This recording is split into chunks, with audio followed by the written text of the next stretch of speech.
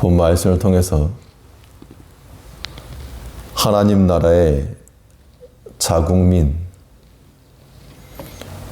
하나님 나라의 자국민이라는 제목으로 말씀을 증거하겠습니다.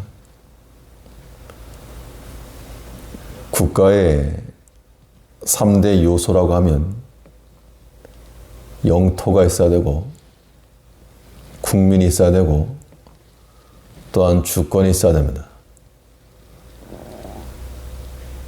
하나님 나라에도 국민과 주권이 있는데 근데 그 나라의 특징은 주권이 국민에게 있지 않고 하나님께 있는 나라입니다.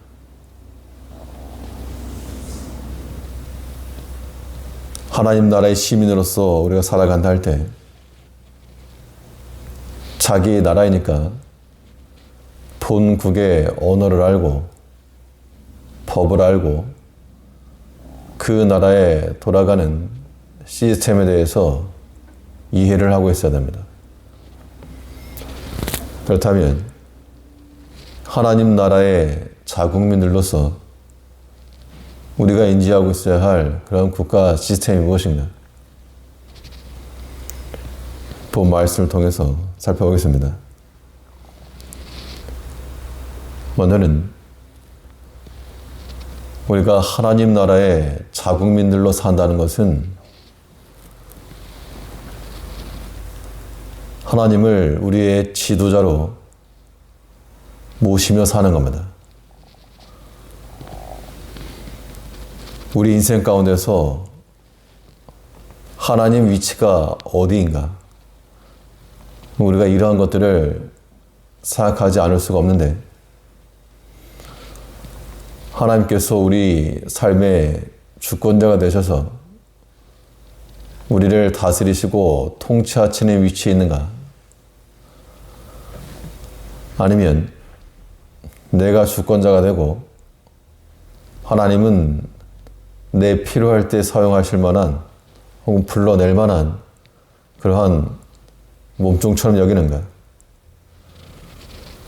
마치 그런 일을 행한다 그러면 그것은 하나님 나라에서는 극악무도한 행위로 인지가 될 겁니다. 본문 14절에서 도략이 없으면 백성이 망하여도 여기서 이 도략이라고 하는 말은 무슨 전략, 전법을 의미하지 않고 지휘자입니다. 지도자를 가리키는데 특별히 전쟁에서의 책략이나 방법에 대해서 이해를 하고 있는 그런 지도자가 있는가? 이 도략이라고 하는 이 말의 히브리어의 배경은 이 배의 키의 향방을 좌우한다는 뜻이 있습니다. 그 커다란 배가 어느 방향으로 나아갈 것인가가 키를 잡는 자의 손에 의해서 결정이 되겠는데 이 도략이라고 하는 말이 마치 이와 같은 겁니다.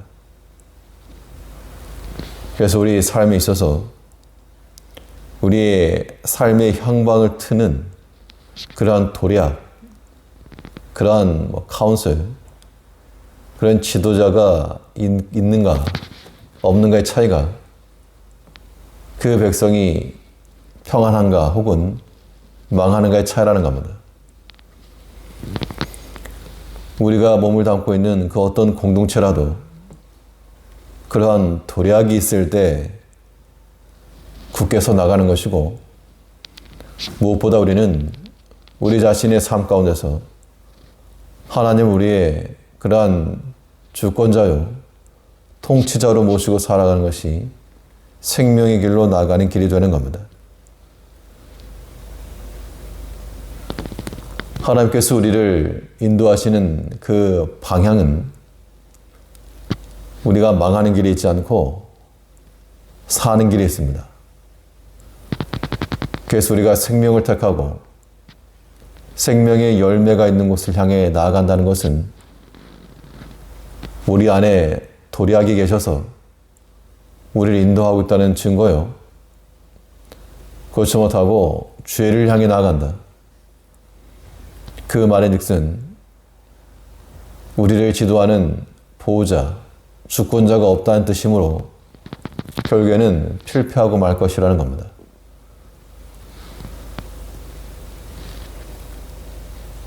하나님께서 우리를 인도하시는 곳이면 어디든 따라갈 수가 있고 또 그의 지시하심을 따라 나아갈 때 평안한 길을 얻는 겁니다.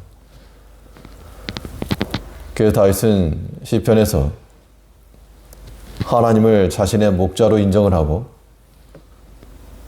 그 목자께서 어디로 인도하시든지 분명 나를 쉴 만한 물가로 인도하실 것이다. 그걸 믿었기 때문에 사망의 음침한 골짜기로 다닐지라도 그 해를 내가 두려워하지 않겠다 라고 말한 겁니다. 우리 안에서 우리 삶을 지도하시는 내 삶의 향방에 키를 주고 계신 하나님께서 내 인생의 주권자가 되시고 또 목자가 되셔서 우리를 다스린다 할진대 우리는 두려움 없이 주 안에서 나갈 수 있다는 겁니다. 도략이 없으면 백성이 망하여도 반대로 하나님께서 우리의 도략이 되시고 주권자가 되실 때 그 백성은 생명의 길로 나가는 겁니다. 이제 우리가 오늘 하루의 삶 가운데서도 하나님 없는 자로 주권자 없는 자로 살지 않고 하나님 인도하심을 따라 망하는 길이 아닌 생명의 길로 생명의 열매가 약속된 그 향방으로 키를 틀어 하나님께로 나아갈 수 있는 하나님 나라의 자국민들 되어야 됩니다. 둘째로 우리가 하나님 나라의 국민들로서 그 나라의 법과 시스템을 어떻게 할 것인가? 우리는 하나님 나라에서의 좋은 참모들이 되기를 힘써야 됩니다.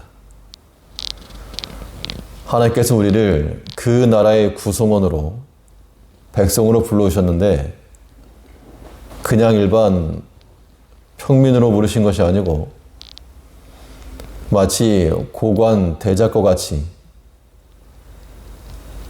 한 나라의 정부의 관료와 같이 우리에게 책임 있는 자리로 부르셨다는 겁니다. 성도라고 하는 그 신분 자체가 큰 관직이요.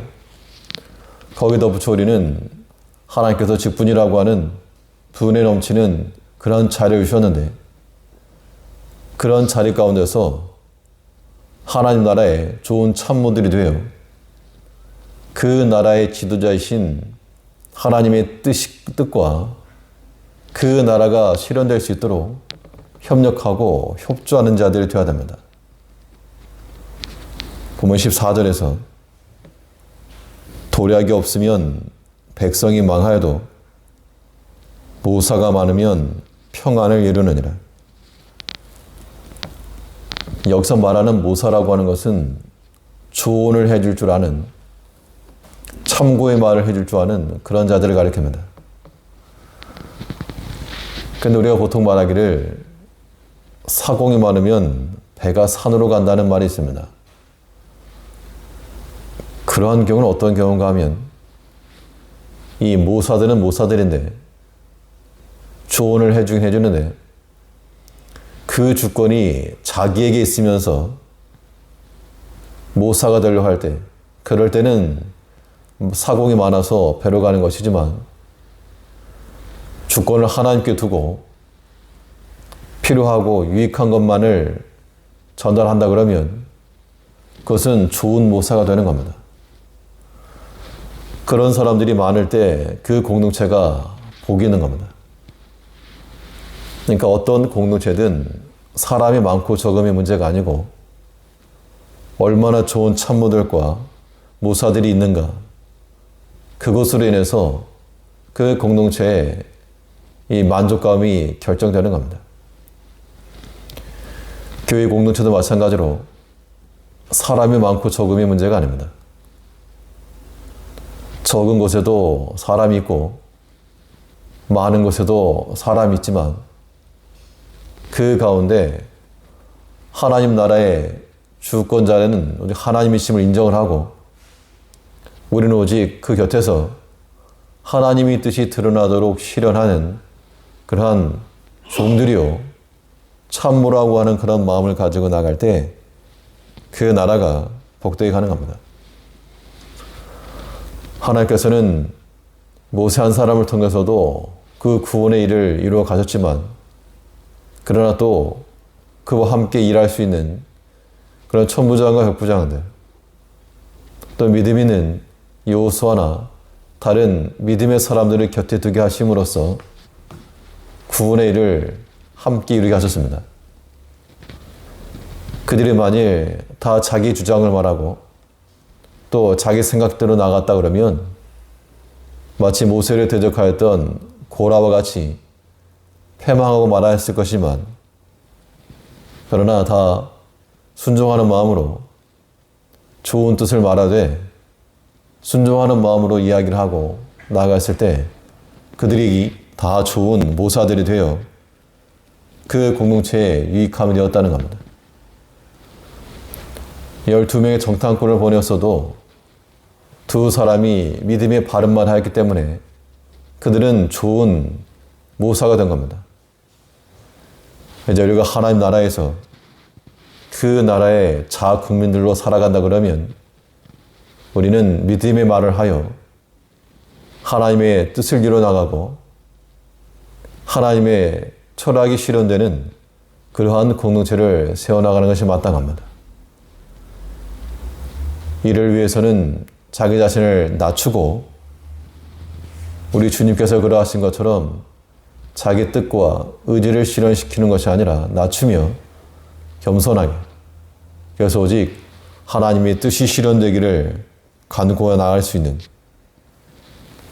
우리는 하나님께나 또 모든 사람에게 있어서나 거치거나 역행하는 자가 되지 않고 다 순행하여 우리의 도략이신 하나님의 뜻이 성취되어 궁극적으로 이겨내는 그러한 삶을 살아가는 우리가 되어야 한다는 겁니다. 오늘 하루도 하나님 나라의 자국민이라고 하는 그런 인식과 함께 하나님을 우리의 도략으로 모시고 또한 그 나라의 책임을 맡은 그러한 관직 있는 자로 알아 책임 있는 사명을 다하는 그러한 주의 백성들 되어야 될 줄 압니다. 기도하겠습니다.